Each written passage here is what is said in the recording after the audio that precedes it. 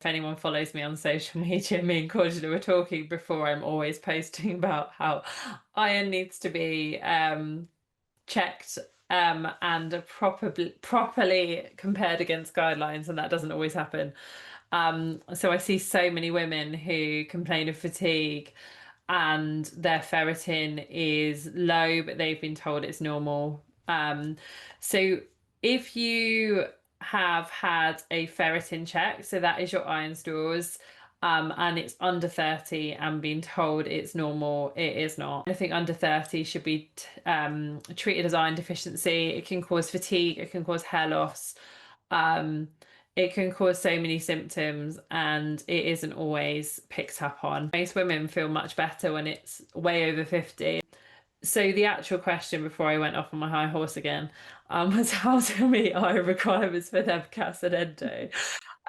It can be really hard to maintain your iron if you're a woman with periods full stop, but also if they're heavy and you're constantly losing periods every month. So regular testing is key. So if you've already been identified as having iron deficiency, then we'd want to be checking it probably 3 monthly, especially if you're being supplemented. That doesn't often happen.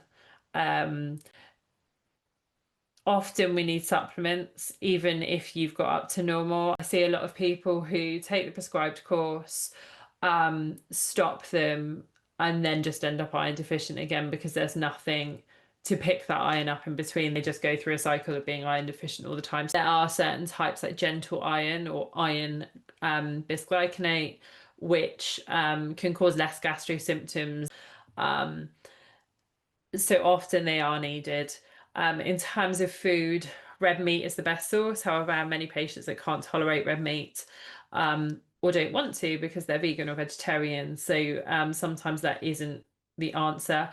We don't absorb iron as well from plant-based foods. So in that situation, you probably will need a supplement. You can get it from things like green leafy veg, legumes, and you can increase absorption by having with something with vitamin C in,